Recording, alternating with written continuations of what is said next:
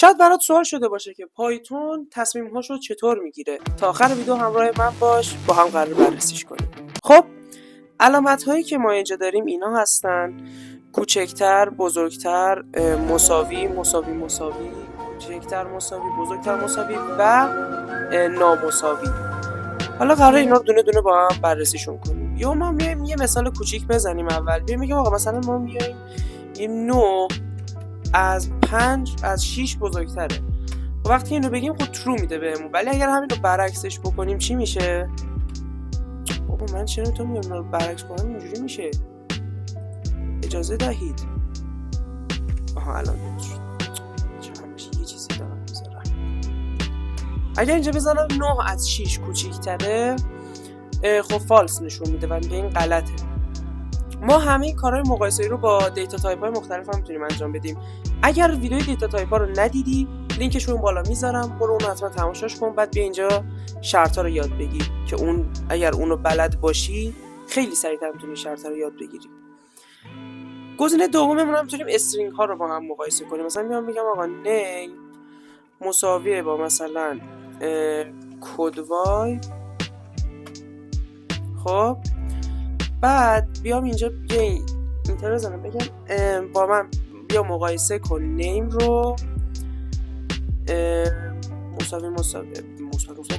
مساوی با مثلا نمیدونم منصور. همونطور که میبینیم فالس بهم میده. حالا چرا؟ ما از مساوی برای چک کردن استفاده میکنیم. اگر من اینجا نوشته باشم کد وایب، همین رو بیام اینجا کپی پیستش کنم، میبینی که بهم الان ترو باید نشون بده. بله میبینی که ترو داره نشون میده. و این قضیه توی بزرگ کوچیک بودن حروف هم تاثیر داره. من اگر سی اینجا رو کوچیک بنویسم فالس بهم میده. خب این کارا رو میتونین انجام بدین. و مثلا بیام بگم که آقا من یه استرینگی دارم، همون کد وایب. خب میخوام ببینم که بزرگتر هستش از یه استرینگ دیگه، مثلا کیو بگم آخه، مثلا همون منصور رو فالس میده. چرا؟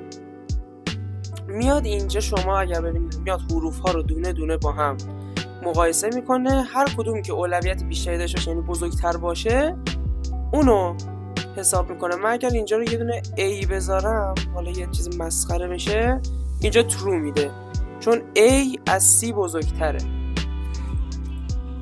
و بریم سراغ بزرگتر مساوی رو هم که گفته بودم فکر کنم یا نگفتم، نه اونم حالا بزنید روی همین اعداد مثال بزنم. مثلا میام میگم 9 بزرگتر ببخشید آره دیگه کوچکتر مساوی با مثلا 6 فالس میده. و قطعا هم اینجوری نیست. حالا بریم توی نامساوی ها. یه بار یه جا پیش میاد شما مثلا میخوای بگی که آقا مثال 4 نامساوی با مثلا 5، خب ترو میده دیگه، اصلا مساوی نیستن. بعد برای اینکه ما بخوایم اینا رو تمیزتر بنویسیم چیکار میتونیم بکنیم؟ میتونیم از متدهایی مثل and or یا not استفاده کنیم. and یعنی چی؟ یعنی همون و خودمون. مثلا ما میخوایم چند تا شرط رو با هم مقایسه کنیم، بگیم آقا 5 کوچیکتر از 4، اینا رو در داخل پرانتز میذاریم که هم خوبتر نوشته بشه هم از متد استفاده کنیم. و یه جایی داره and مینویسیم یعنی و. یه چیز دیگه مثلا بگیم آقا 13 بزرگتر از 7. میاد دونه دونه اینا رو با هم بررسی میکنه و میبینیم فالس میده سر این عبارت اولمون. حالا چرا؟ ما داخل and و or و not اینجوریه که یک قرارداده، وقتی که یکیش مثلا این فالس شده خب اینم فالس میشه دیگه، همینجور دیگه هیچ جور دیگه مثلا نمیتونه ترو بشه. اگر یکی فالس بشه کلا فالس میشه شرطتون، یا اگر ترو بشه کلا ترو میشه شرطتون. حالا بریم همینو با چیز بنویسیم، مثلا همین اعدادو منتها من با اور می نویسم.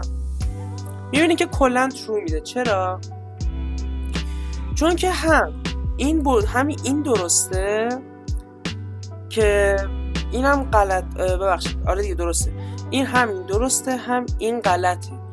اون میاد جدا جدا حساب میکنه، میگه آقا یا اینو به من بده یا اینو به من بده خروجیاشونو. نات هم اینجوریه، مثلا شما مینویسین نات، یه پرانتز باز میکنین، مثلا یه شرطی دارین میخواین برعکسش کنین.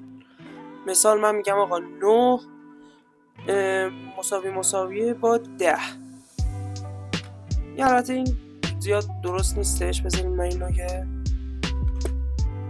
کوچکتر مساویش کنم، چیز بزرگتر مساوی، یه اشتباه داشتم حساب، اینو اینجوری بنویسیم.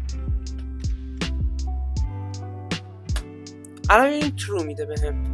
خب در صورتی که این ناتو بردارم به فالس میده. میبینید الان من اگر ناتو بذارم دوباره بهم ترو میده. پس چی شد؟ اند میاد و میذاره، یعنی میاد همشو با هم حساب میکنه. اور میاد میگه یا اولی یا دومی، حالا هر چند تا شرطی که دارین. نات هم میاد شرطتون رو برعکس میکنه. طبق مثلا که اینجا زدم براتون، علامتاش هم که گفتم بهتون. فقط یه نکته دیگه هم هستش که اند، اور و نات همشون اگر شما یک شرطی داشته باشین، مثلا این شرطمون اگر یکیش فالس بشه بقیهش هم فالس خواهد شد. یعنی دیگه هیچ چیز دیگه‌ای وجود نداره که آقا حتما این ترو بشه. اگر حساب کنید اینجا مثلا این تروه ولی این فالسه، خب اول اگر این فالس شده باشه دیگه کلا فالس نشون میده. این بود از عملگرهای مقایسه‌ای و ترکیبشون که میتونید ترکیبشون کنیم با هم. ساب و لایکتون نره. تا ویدیو بعدی، خدا نگهدار.